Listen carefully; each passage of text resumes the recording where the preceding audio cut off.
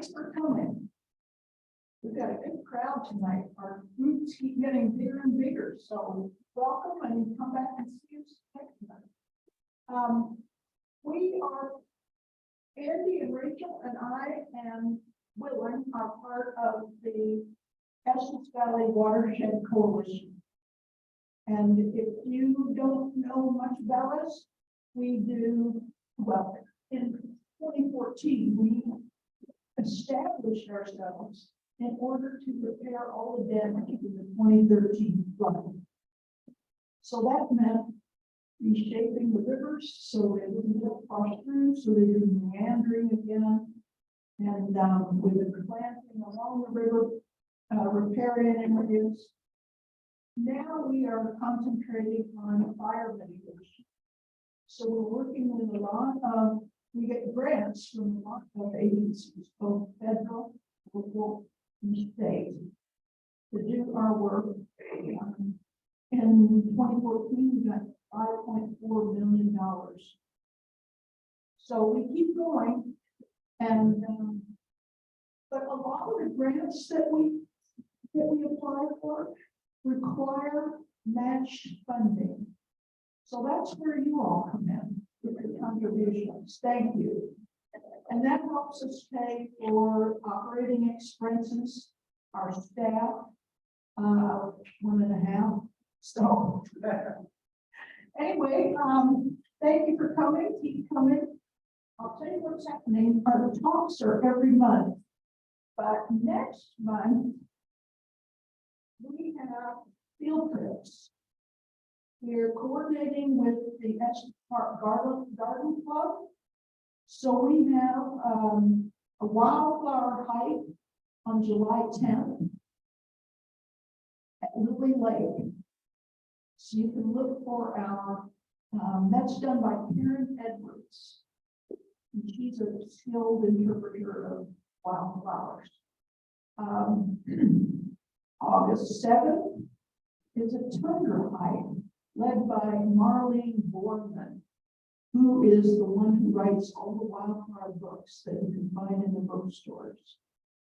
And that is from the Alpine Center to Milner Pass. That's 4.5 miles one way.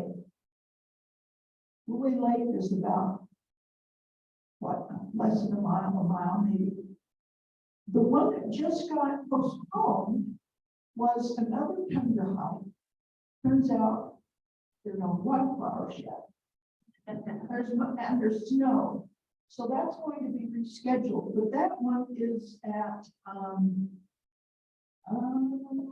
Rock Cut. But you know, when you get to the top of the Alpine Trail Ridge Road, and that's a paved road, paved path. It's about a mile round trip. So all of this is online. Check us out. August, we are going to have another field trip. So we're going to take you to one of our places that we've worked on for fire mitigation. One of the properties above Mary's Lake. So we'll keep you posted, but join us. And then September is going to be somebody from the Xerxes Society, and he's going to talk about pollinators. Okay, thanks for coming, everybody.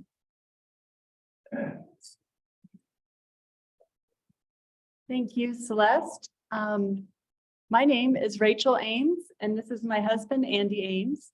And together we're presenting this talk. Andy did most of the background research, a lot of fact checking, and I have a little more experience in public speaking, so here I am representing both of us.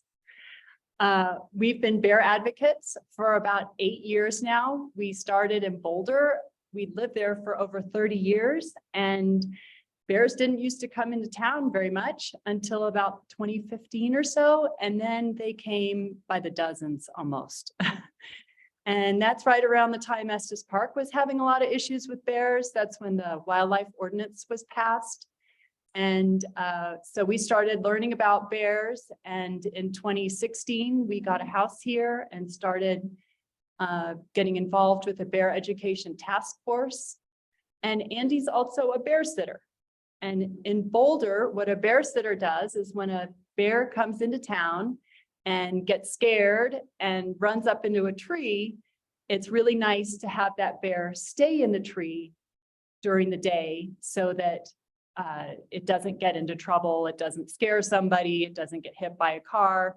And so Andy spent quite a bit of time sitting around watching bears up in trees. And actually, you'll see this, the picture that I have here, that's a bear cub that was in a tree in Boulder. So that's a little bit about us. This talk is going to go in 3 parts. The first part is bear basics, and we're going to talk about bears in general. Then we're going to follow the life of a bear in the Estes Valley and talk about their unique challenges. And then we're going to conclude by talking about how to help bears, how to keep them wild, and how to coexist with them. So 100 years ago, there were black bears and grizzly bears in the Estes Valley. So how do you know if you're looking at a black bear? Well, its name says black bear, but it can come in a lot of colors: black, brown, cinnamon, and blonde. And as you see these 2 here, they're different colors. They are about the size of a Great Dane in height when they're on all 4s, but they're about the size of a human when they're standing. Their weights vary incredibly, depending on where you are, what time of the year it is, whether it's a male or a female. Their weights can average between 90 and 500 plus pounds.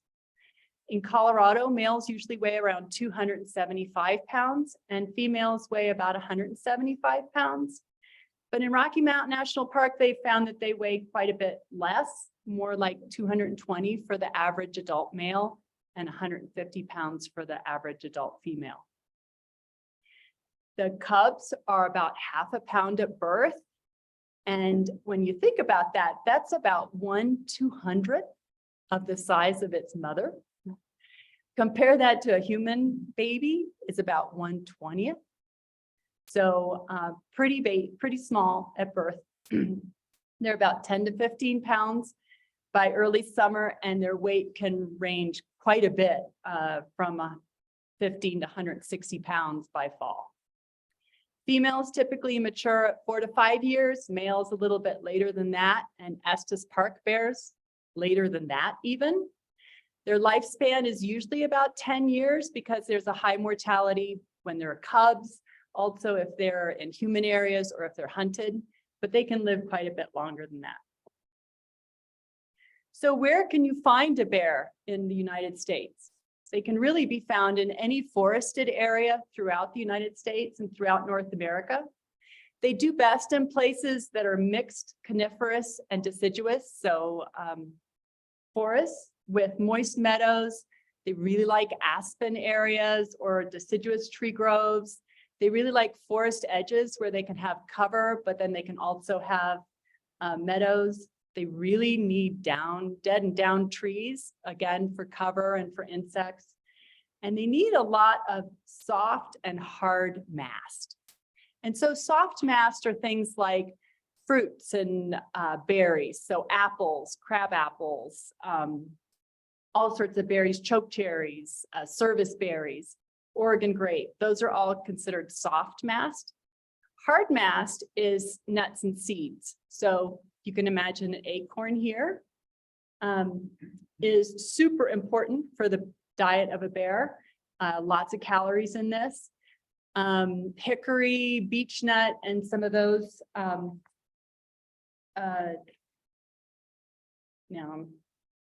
nuts are really good for bears, and they really need a lot of variety. They really want to have things ripen at different times, so they've got lots of different food sources. And they're like any good farmer, they really want to prevent crop being vulnerable if there's a crop failure. So if one crop fails, they really want to have food from other crops. So where do we find them in Colorado? We pretty much find them through the western part of the United States. Colorado really has some great bear habitat. And in 2019, CPW thought there were between 17 and 20,000 bears in the state of Colorado. In 2007, some researchers that I'll cite fairly frequently, Baldwin and Bender, found that there were a minimum of 20 to 24 bears in the greater Rocky Mountain National Park area. And you're like, what's up with that? But bears only inhabit about 40% of the park. They were actually pretty generous in outlining the greater area. They extended the park by 2 miles. And they did all sorts of studies to try to come up with, vegetation and habitat, and are there more bears than that? And they really came up to the conclusion that there weren't more bears than that. That's been a pretty steady historical number.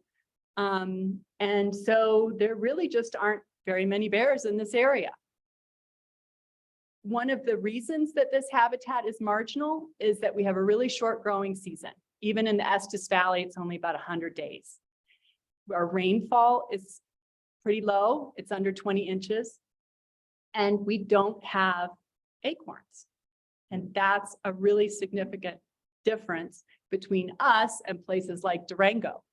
We're also much drier than places like Steamboat or Vail or Aspen. All those places are going to have a lot more berries because they've got a lot more rainfall.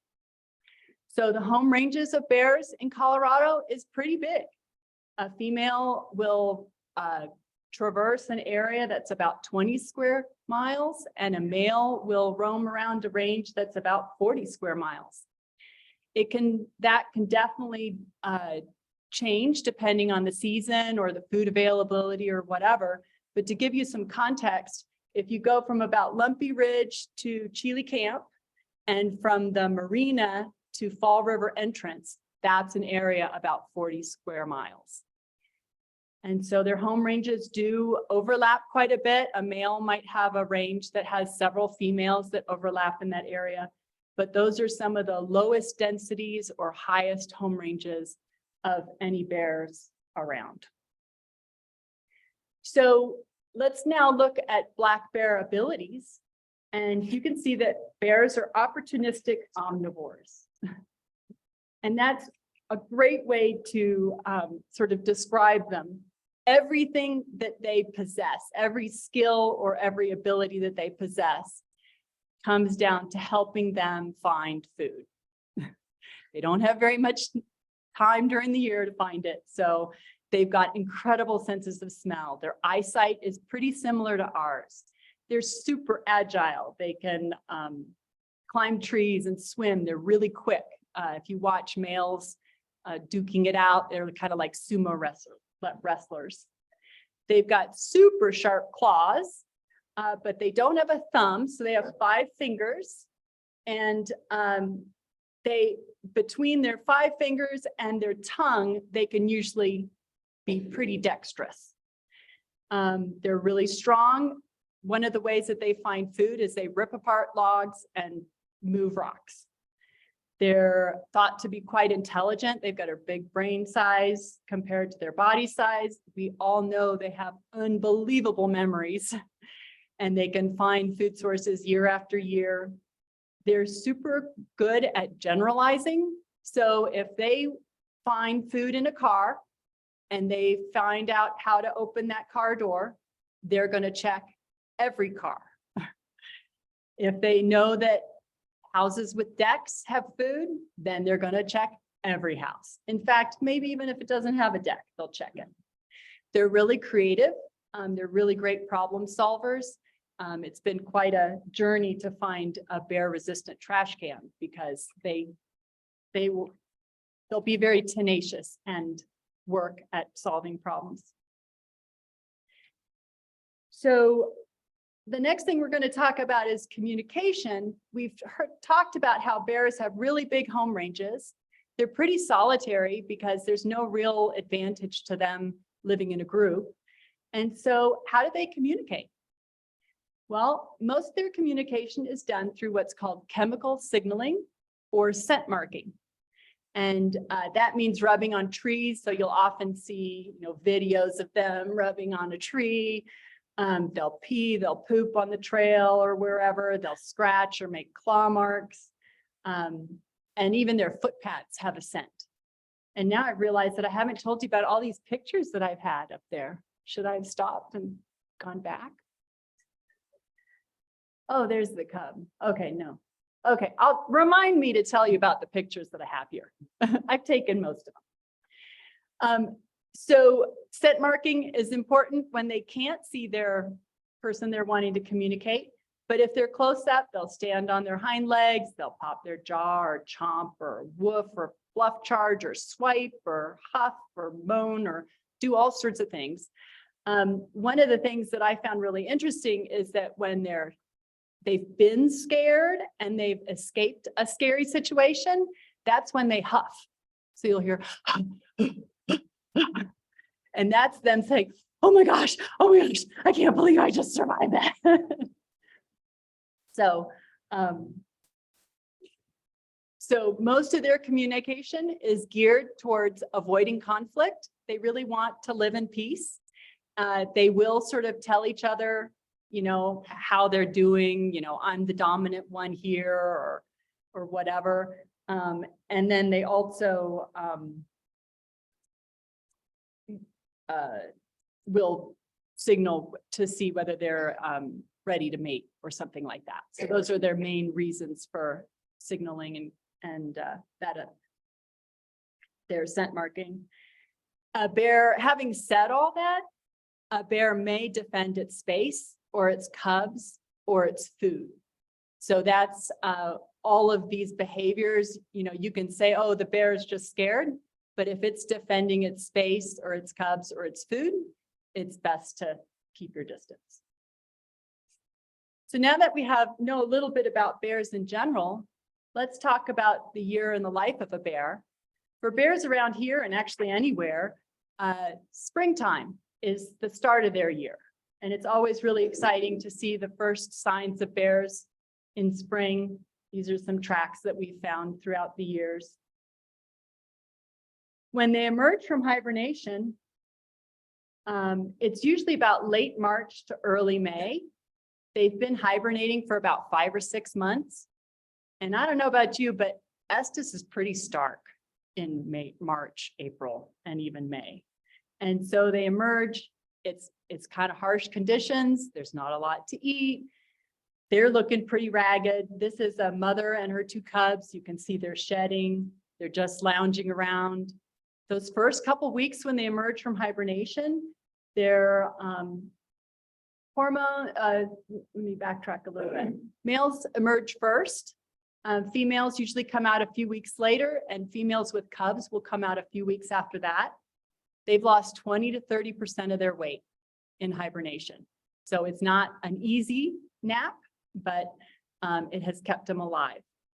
We don't really know what triggers their hibernation. We imagine or theorize that hormones or ambient temperature or den issues, for example, if their den floods, have trigger them to leave hibernation.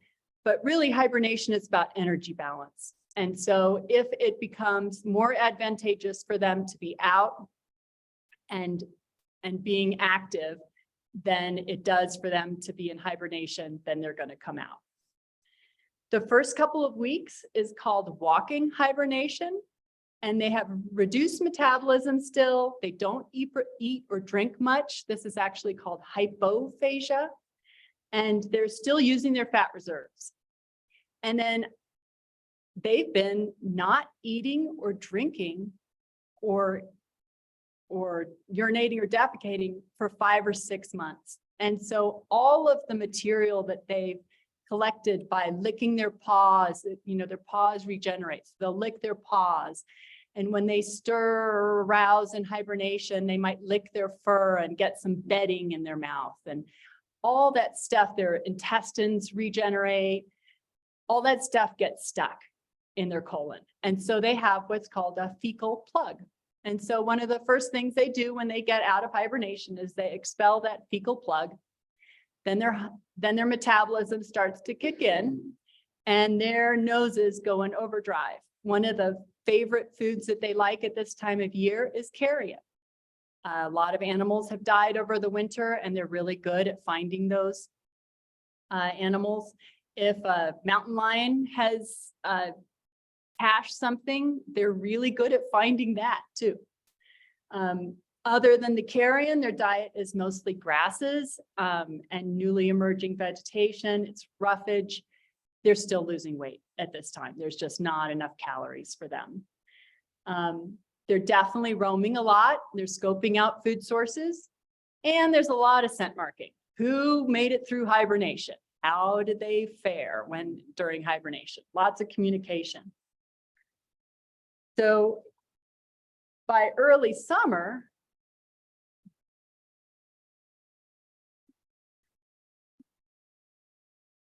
there still isn't a lot of vegetation. I mean, right now we've got a lot of grasses. We've got some flowers finally starting to bloom.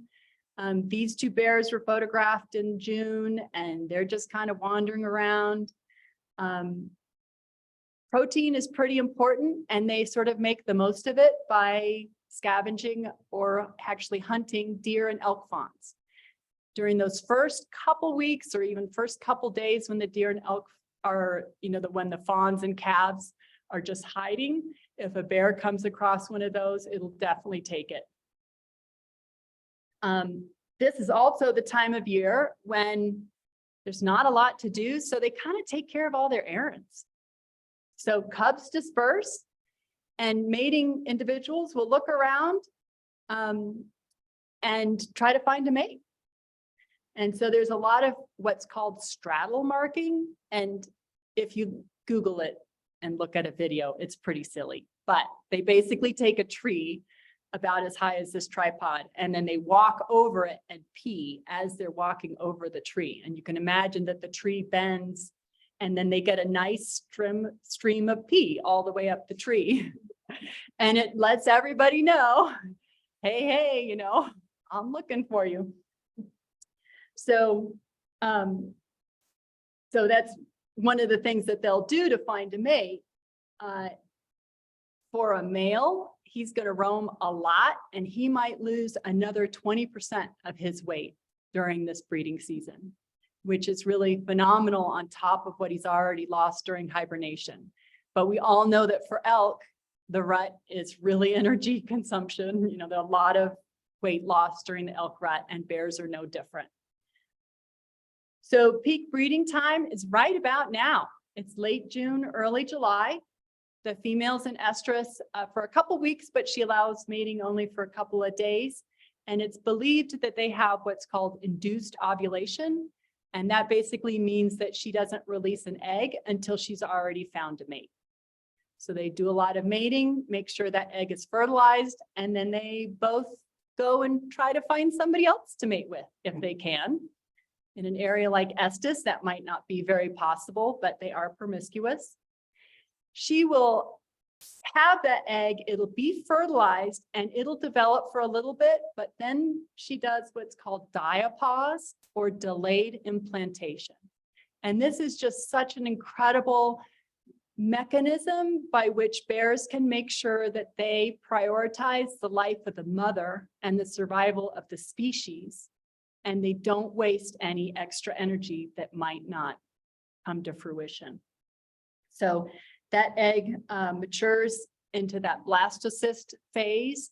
That will stay suspended in her. And depending on how much weight she gains throughout the season, then that will kind of determine whether she has a pregnancy at all and how many cubs she has. And so females that only gain about 20% of fat by the fall, they probably won't have any cubs. If she's got over 30%, she's going to have a couple cubs. Sows usually, sow as a female bear, will usually start breeding when they're fat enough. And so around here, it takes a while.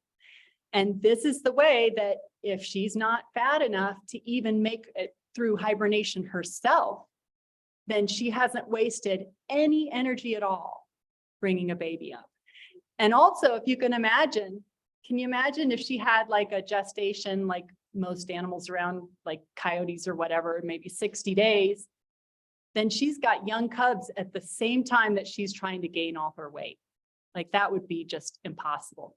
So this way, she takes care of business at this time of year when there's not a lot of food around, but then when she's hibernating, that's when the pregnancy continues. So now that all that errandy stuff is out of the way, we come into July and August timeframe, and this is what's called normal activity for a bear. In natural areas, they're going to be active dawn and dusk, maybe sometimes during the day. They're eating about 2,000 to 5,000 calories a day. They're actually starting to gain a little bit of weight, and they're starting to build muscle. So animal protein is really important for them at this time. And 30% of their diet can be insects. And as you can see, this bear, I'm assuming it's one because this is the trail going up towards Bierstadt. It's moved all these rocks. And these are really big rocks. I mean, I tried to move it back because I didn't want people tripping on the trail, and there is no way I could budge them. And they're looking for social insects. So you see that log down in the lower right there. They will just take their claws and just rip apart the log and looking for social insects. And you wonder, well, why social insects? Well, the answer is if an average miller moth is about half a calorie. So if it were trying to pick miller moths out of the sky, it wouldn't get very far. But if it could find a whole boatload of larvae, like wasps or moths or grubs or whatever, then it's going to have a heyday. And so they're great at, let me just see if they're great at eating just the whole lot and then figuring it out later. What was edible, what wasn't. They're still eating grasses at this time. They're still eating flowers. If available, they'll eat bird eggs, rodents, carrion, mushrooms, really anything that they can get their hands on, they'll go for it. They're not picky. What about summertime for a mother bear with cubs? This is a big deal. They weigh 6 pounds in early summer, and the sort of average for a Colorado cub by the fall is about 45 pounds. They're still nursing through most of the summer, and they start to eat solid food, and they're weaned by September. So the pictures on the left there of this mother with her cubs is, Andy saw that one, and the mother saw Andy and immediately told her cubs to go up into a tree. So she's teaching them about staying safe. The long picture there with the mother lying down was just an event of a lifetime. We had a trail camera set up against a rock, and the rock was only about 2.5 feet high. And we were actually looking for a bear canister at the store. And when we came back, we saw that a mother had taken a nap with her 2 cubs for about several hours. So this is the mother hanging out. The cubs are still nursing. She was snoozing. She's got to teach them a lot. They've got basically 1 season to learn everything that they need to learn. So they're really learning sponges. So as summer winds down, we all know that bears enter what's called hyperphagia. And this is when food is finally abundant. And hyperphagia literally means over hunger or insatiable hunger. So no matter how much a bear eats or drinks, it's going to be hungry. They are now, their metabolism has gone into overdrive, and they're trying to make fat. If food's abundant, well, luckily at this time of year, food's abundant. So they can really go after whatever they can get. But bears can't store food. They don't cache it, they don't can it, they don't freeze it, they don't freeze dry it. So they kind of they're like a farmer that all of a sudden has all his or her crops out in the field. What are you going to do? And so bears just eat it. They're going to gain about 50% of their weight during this period. So that means they could gain over 100 pounds. In Estes, we only have soft mast. So they're eating things like choke cherries, Oregon grape, raspberries, kinnikinnick, grouse whortleberries, bearberries. If you're familiar with any of these berries, other than the choke cherries, it's like a couple per bush. I mean, it's not huge. So they're eating a lot of really little things. And this is where the lack of hard mast is a huge disadvantage to these Estes Park bears. Their soft mast include coniferous seeds, but I don't know about you, I would have a lot of trouble getting much sustenance, here's for the folks at home, from a pine cone. They do know how to get seeds out of these. They'll step on them, mash them, then they'll use their tongue and they'll get seeds out of this, but it's still a really hard way to make a living. In general, a bear's diet in the Rocky Mountain National Park and Estes Valley area is almost 50-50 protein and plant, which is really crazy. Almost anything you read about bears in the North America will say, oh, bears eat 90% vegetable matter. Well, that's true if they had vegetable matter, but around here, they're going to have to use more animal proteins. And so at this time of year in the fall, they'll actually have 14% of their diet has been shown to be chipmunks and ground squirrels and other small rodents. So during hyperphagia, you see a lot of poop.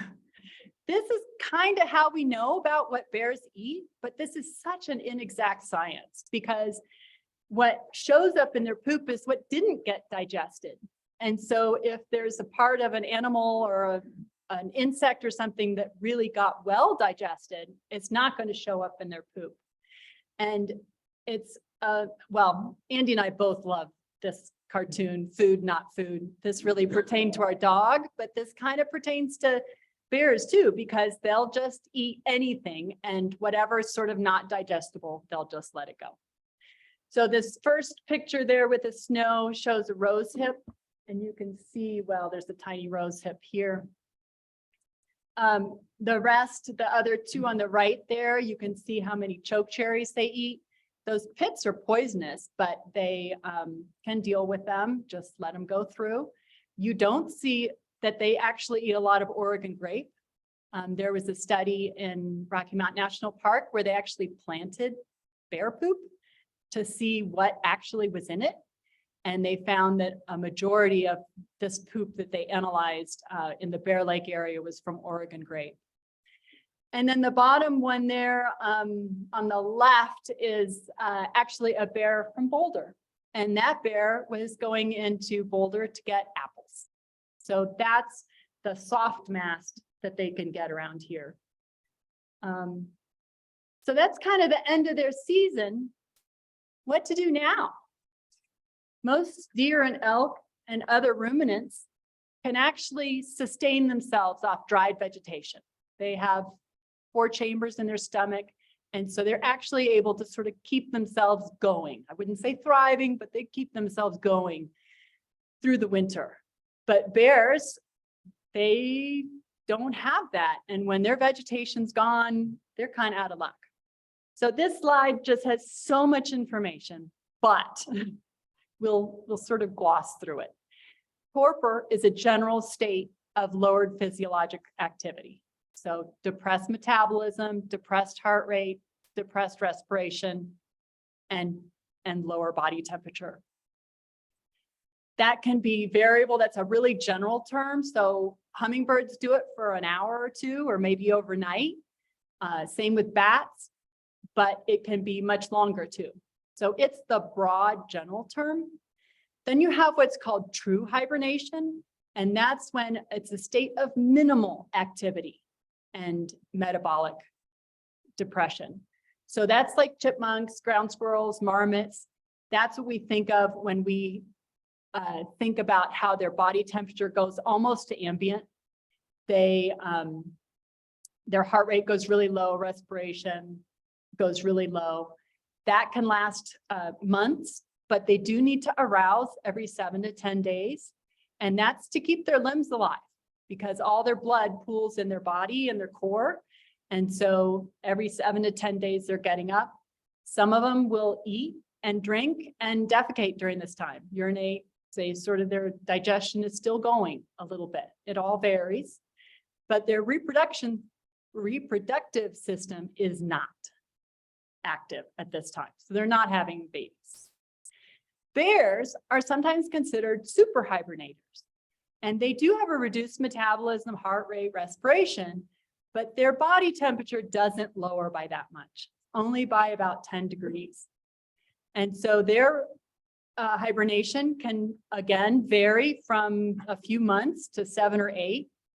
They don't really need to arouse because their body temperature is a little bit higher. And as we'll see later, well, as we see now, their reproductive system is still working. And so one of the advantages that this higher body temperature allows is that the baby cubs don't freeze. You can imagine if her temperature was just above ambient, that those cubs would just freeze right away. So what are some factors that trigger hibernation? We know that hormones, genes, daylight, but most certainly food availability is what triggers hibernation. Bears that come from different parts of the country and get moved do hibernate closer to where their sort of natural circadian rhythm is. So we know that sort of genes play a role in that, but it all comes down to food availability. And if a bear has access to food, then they just slow down, but they don't hibernate. So bears in the Southeast, they don't really hibernate much at all. Even bears in the Northeast that get to eat acorns all winter long might not hibernate or hibernate very short amounts of time. It takes a couple of weeks for their system to wind down. Kind of like it took a couple weeks to wind it back up, takes a little bit to wind down. It's usually between mid-October and late November. And as we mentioned before, their heart rate, respiration, metabolism drops a lot, their temperature just a little bit. And at this time, they're using fat. When they metabolize their fat, they actually produce water and their system recycles that water. So they don't need to drink during this time. Just kind of unbelievable. If a bear does run out of fat and starts to have to burn muscle, there's a good chance that they'll starve and dehydrate because muscle is really not the thing that's going to keep them going.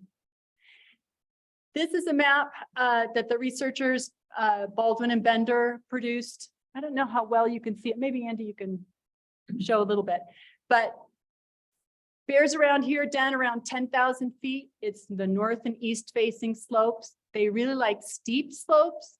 They like coniferous forests. They really need good snow cover because that provides insulation. Insulation and constant temperature is going to help them out. You can imagine if they were on a west facing slope that they would have to deal with our winds all winter long. And that just wouldn't be any fun at all. Yes. This black line is Rocky Mountain National Park. This would be Fall River. Going up to get all the way up to it. I'll think this is center. And the star Here, this would be Sisters.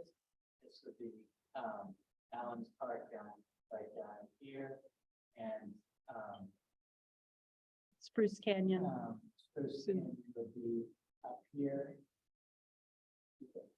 So the stars represent where they found den sites. Basically, the red parts are where it's a high likelihood that they'll have den sites there. And so they're really looking for insulation, constant temperature, and safety. If you're on a 30-degree slope with lots of cover in a rock outcrop area, someone's probably not going to come bother you. Hibernation is itself miraculous, but what about a pregnant bear who's hibernating? As I mentioned before, if she doesn't have a lot of body fat, she won't have the pregnancy. But if she does, that blastocyst implants about November or December timeframe, Gestation's about 60 to 70 days, or about 20 to 220 days from when it was fertilized. Females give birth in late January, early February. She does stir when she gives birth, but she's still hibernating. The cubs have a very strong instinct to latch onto one of her teats and not let go, because she's not going to go looking for them. She will nurse them about half a cup of milk per day, and this milk has about 25% fat in it. To compare that with a human or a cow, it's like 3 to 5%. But oh, she's doing this while she's not drinking. Just crazy. So the cubs don't hibernate. Their metabolism needs to be going full bore so that they're gaining weight, but she will keep them warm and sort of hibernate herself. She cleans up after them, and she's actually able to recycle some of that. And oh yeah, she doesn't eat or drink. So the last part of this talk, if that wasn't miraculous enough, is going to be about bears in the WUI. And we all know about WUI as the wildland-urban interface. It's where uninhabited areas are adjacent to inhabited areas. And we all know it in the context of fire, because fire doesn't have a fence line, doesn't recognize boundaries, but either do bears.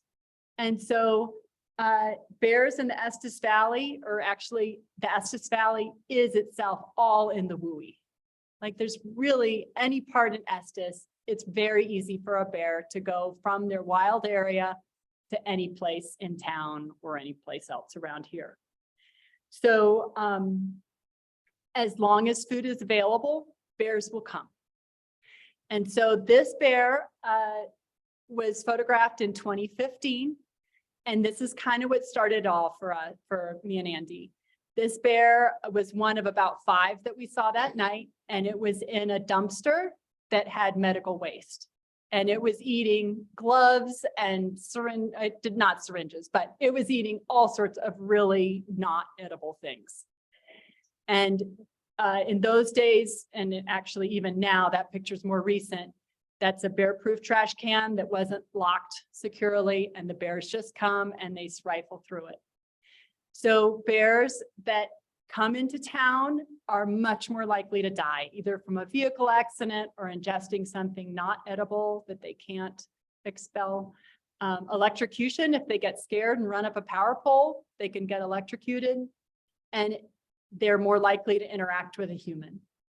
So bears that have access to good natural foods tend to pick those natural foods over coming into town. And they've actually done studies where a bear that had come into town one year but had access to good food a different year did not come into town. So a fed bear isn't always a dead bear, but it's definitely a risky bear, a problem. And especially a mother who teaches her cubs, because those cubs are learning that first year about everything. And if they learn that going near a food source in town is safe, then they're going to do that again and again. Feeding a bear, or even inadvertently or not, is also super counterproductive, because you can imagine that artificially or human-fed bear could gain a lot of weight and might have a bunch more cubs. And now those cubs don't have natural food sources because they were born on the assumption that there was a lot of food, but that food was human sourced. So bears in the WUI and bears in our community is a really big deal. Now, this picture was taken by one of our half-time employee at the Watershed Coalition. He lives in Pinewood Springs. He locks his doors religiously, but it turns out this night he forgot. And a bear came in. What happens is that in the old days, you used to have a thumb, right? You used to have to put your hand in the handle and then push the thumb in order to open a car door. And now anyone with 5 fingers and no thumbs can just scoop its hand into the door handle and pull it out. And if the car is parked on a slope and the door closes behind them, it's not so easy for them to get out. They panic, and as you can see, this one just completely destroyed the car. So in order to protect yourself and your property and your community, lock your doors. That's the first thing. Consider adding extra security, especially if you have those nice lever doors. Always lock and close your windows. Keep smells to a minimum. No bird feeders.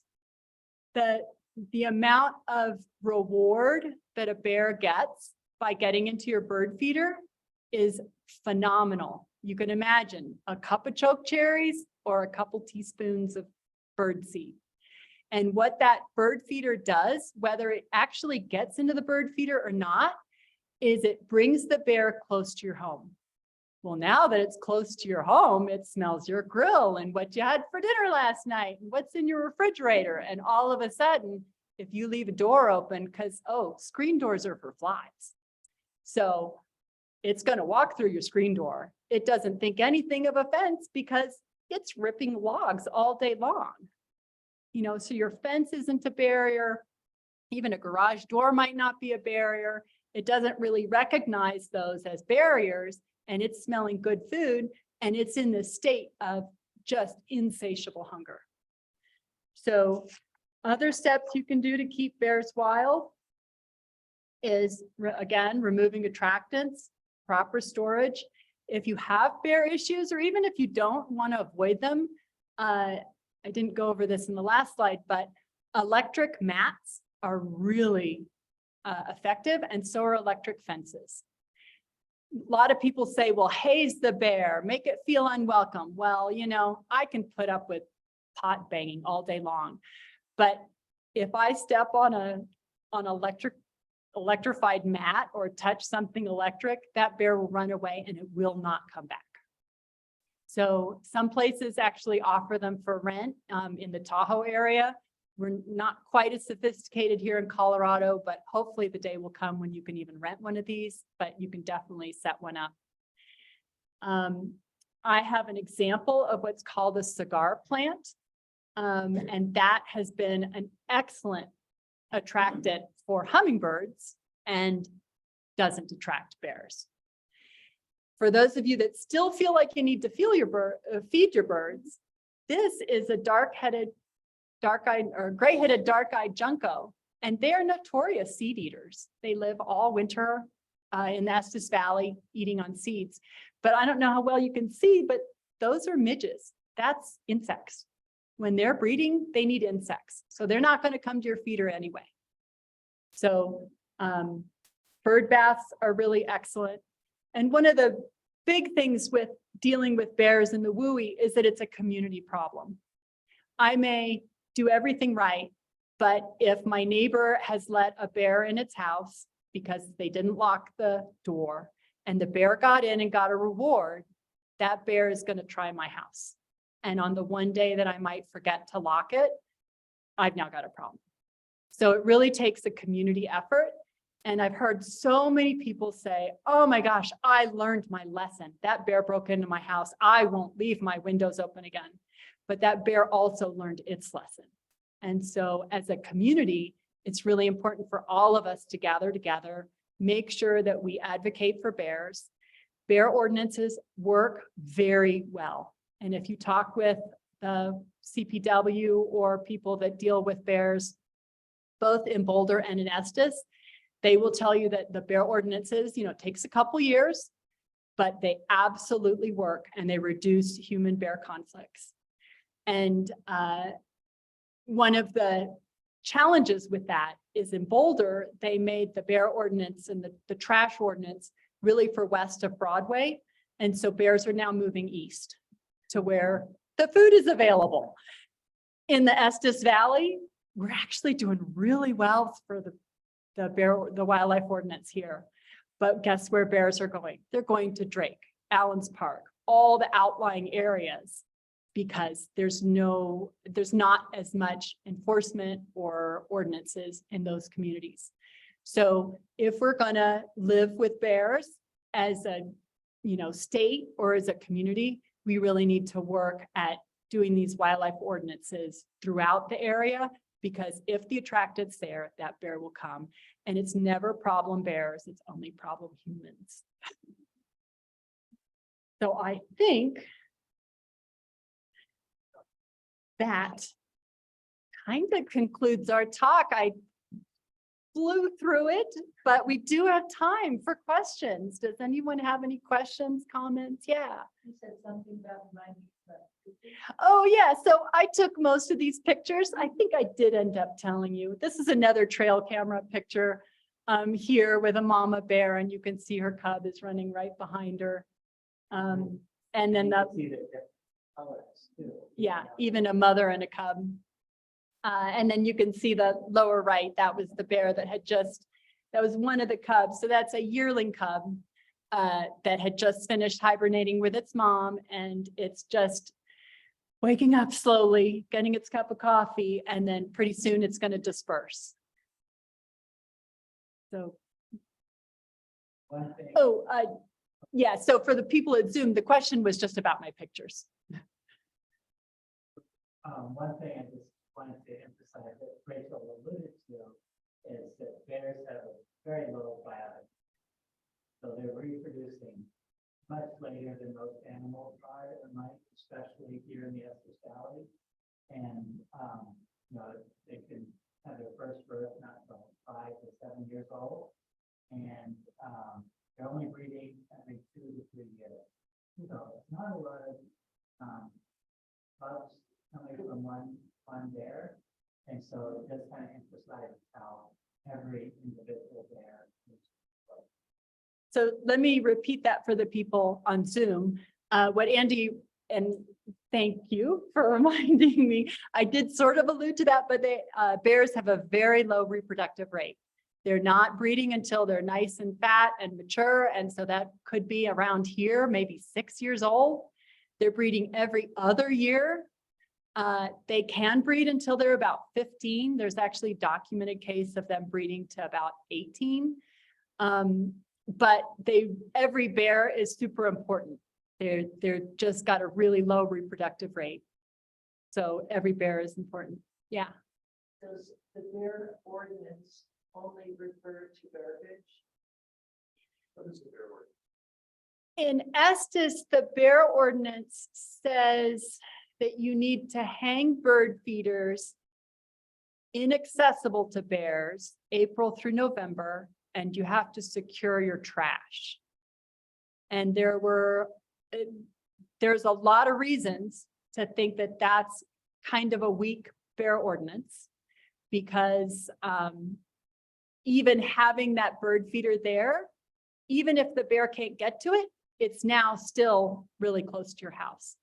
And the other thing I didn't mention is that one of the big issues in Estes before and after the ordinance was restaurant smells and foods. And a lot of restaurants fry a lot of food. And so they're changing the oil in their fryers daily or many times a day.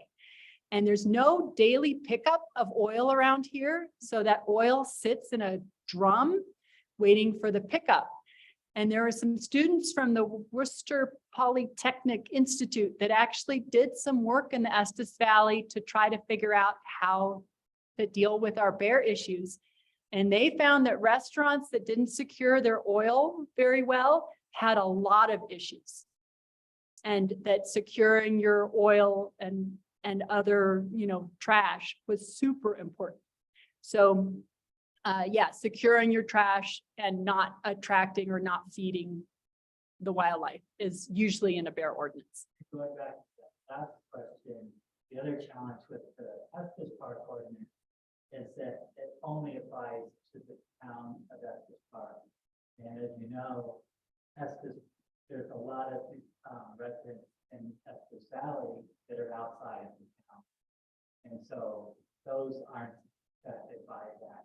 Yeah, so as for the people in Zoom, the wildlife ordinance in Estes pertains to the city not to the valley wide as or the county. And there's not really much enforcement at all, even though Larimer County does have a little bit of ordinance, it's not as strict. And so a bear doesn't know the difference between being in the city limits or the county. It's still going to come. So, yeah. The bears are not having babies, but every other year, do the youngsters stay around in this family unit for a while? Or when do they, I know when they're weaned, they may.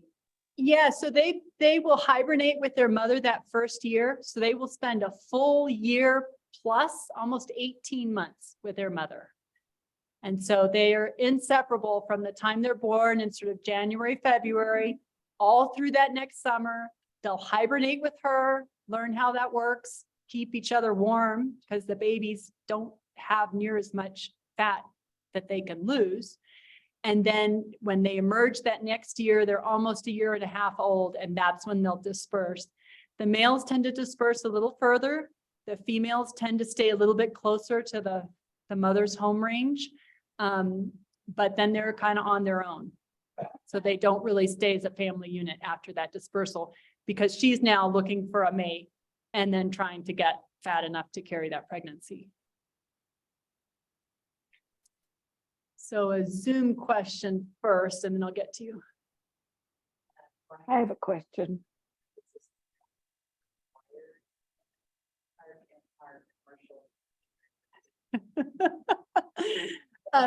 One of our great people from what I mentioned is we're with the Colorado Bear Coalition. Brian is involved with the Durango Bear Group, Bear Smart Durango.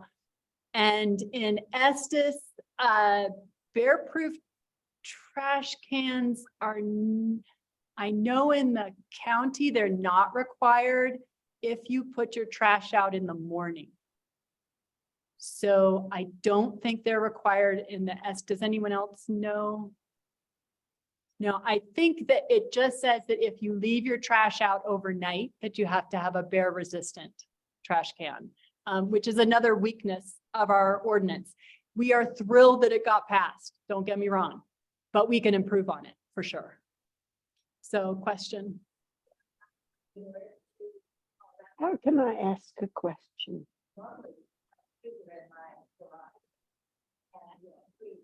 So on. If I haven't done it yet, I'm getting to 10 years, I want to ask, can they smell frozen?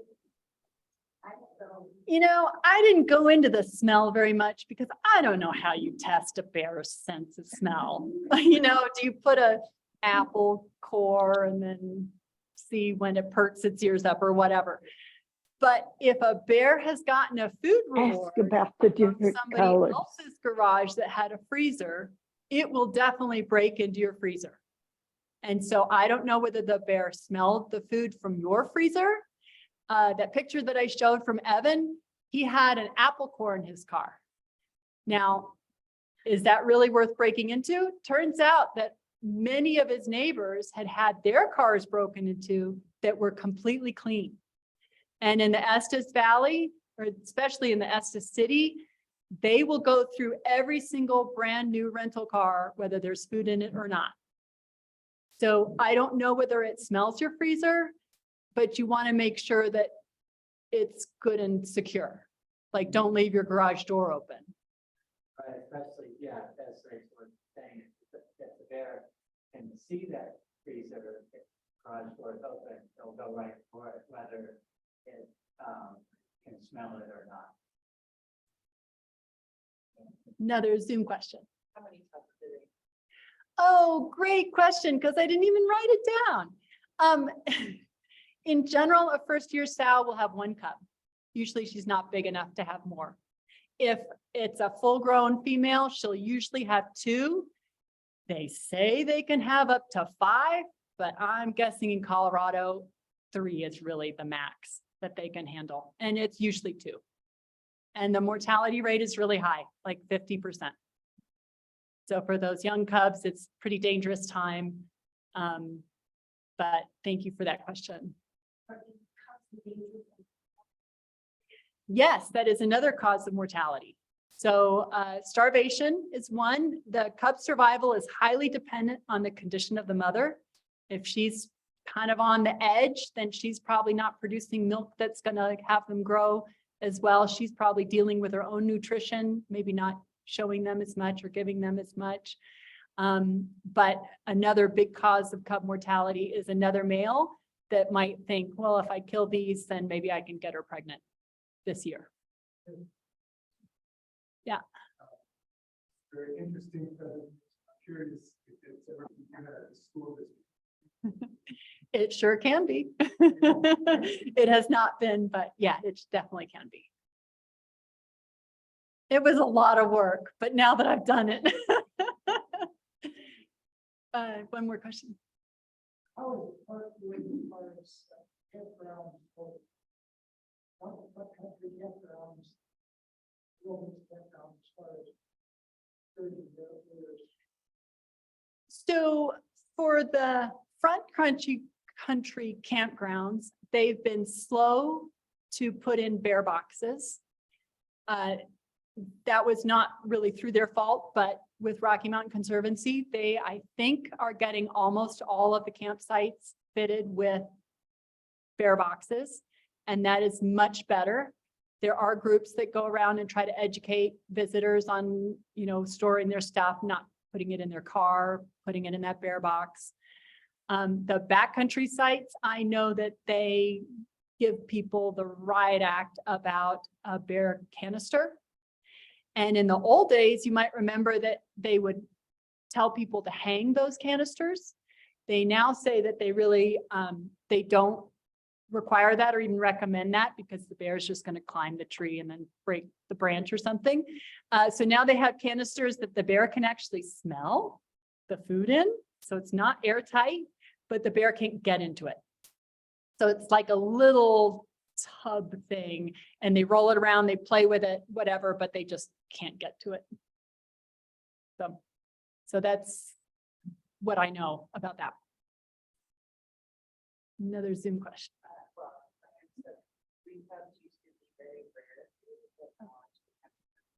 Oh, fabulous. And that, Fascinating. that may depend on where, if that cub or mother was in the WUI, she's getting those additional food sources. Yeah. Would otherwise in their natural habitat. So one of the things that they found in that Baldwin and Bender study is that bears had been getting fatter overall. Females had definitely increased their body fat percentages. And they were definitely attributing that to bears getting human sourced food. So we're kind of we're setting up a situation where these cubs are depending on what the food that we give them rather than what nature gives them. So anything else? Yeah. Two-part question. Do they migrate at all? You talk about 40 square foot space. Yeah. Space is space. And the second part is, how do they fare after 25 years? Great questions. I'm so glad you asked that.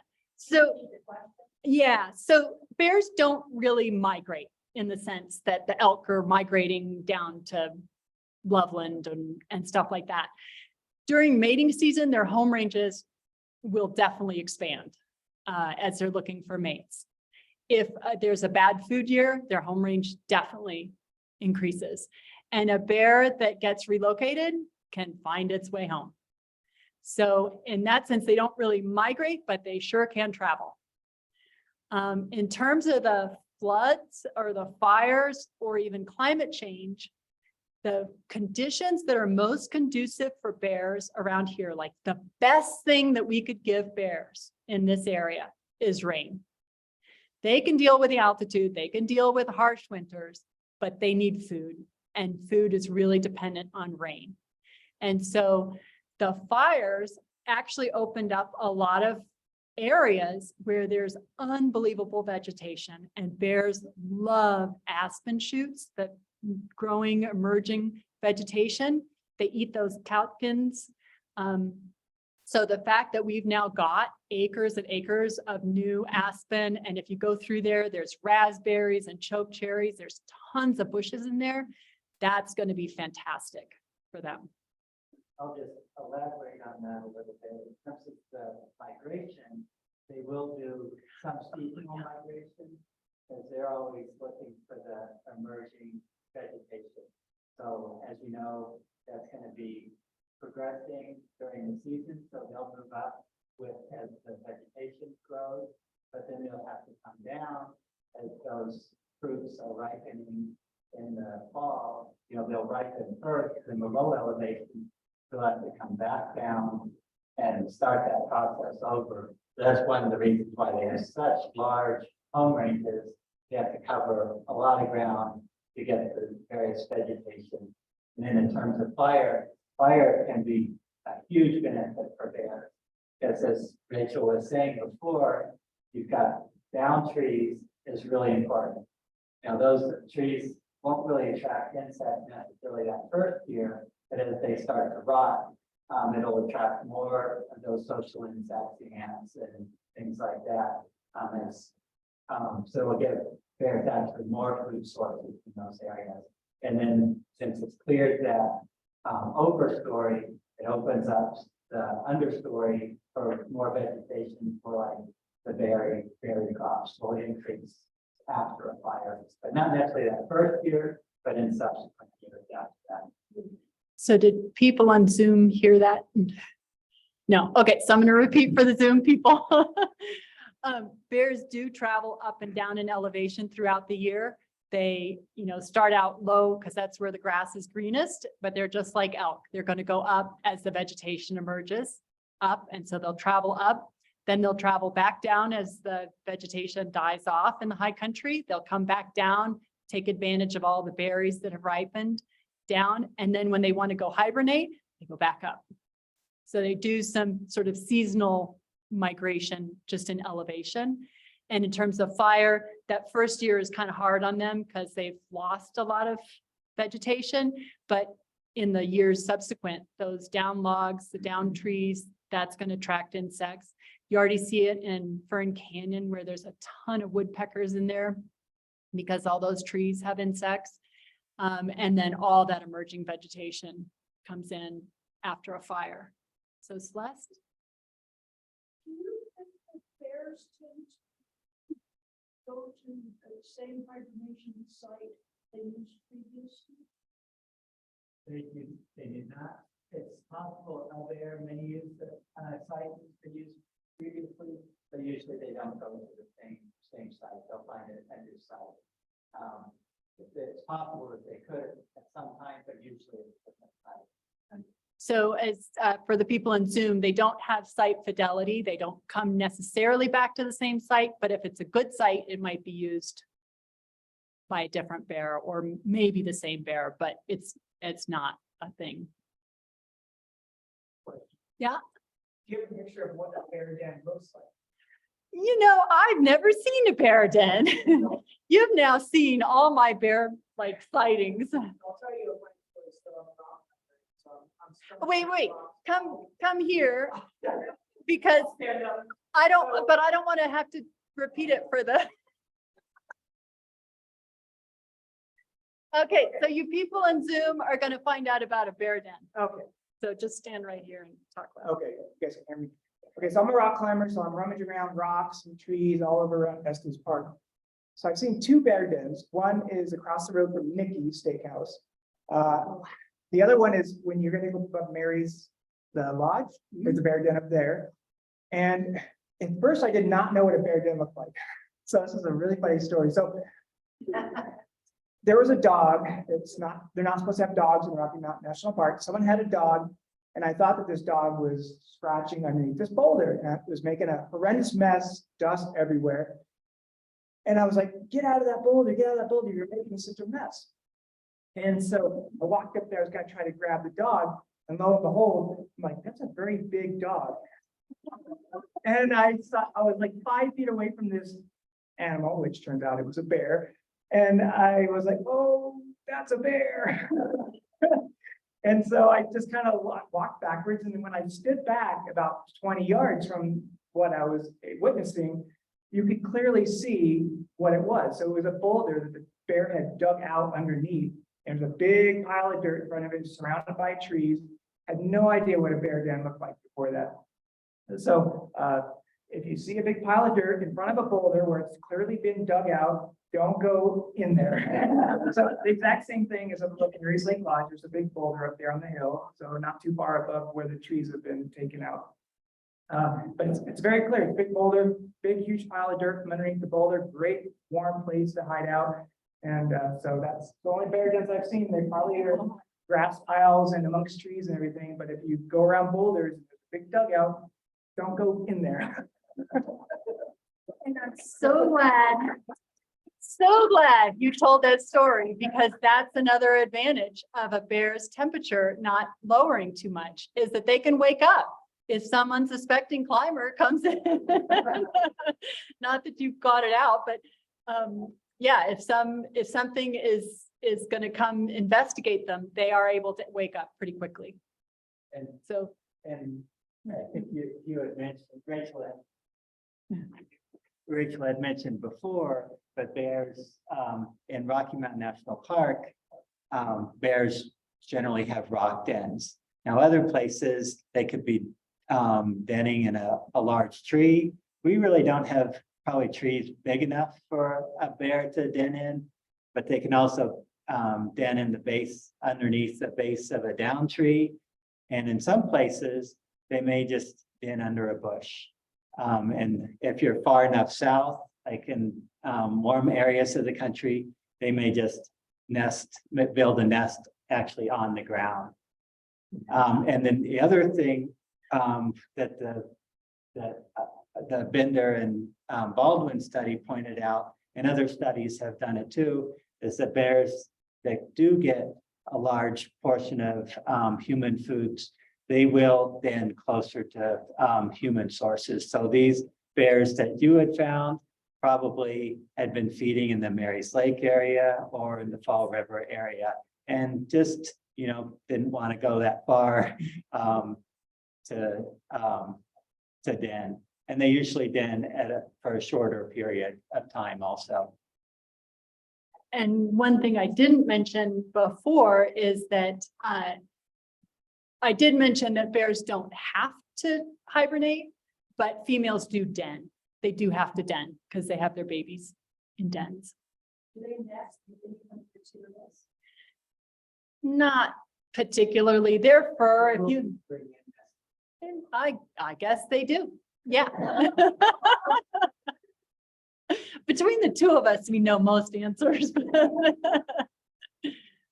Anybody else? Any other questions? I really appreciate you guys coming down, learning about these incredible animals.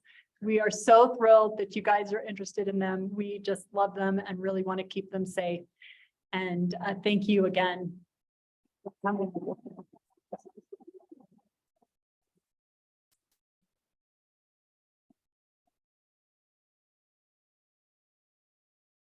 So we'll stick around. We've got a table full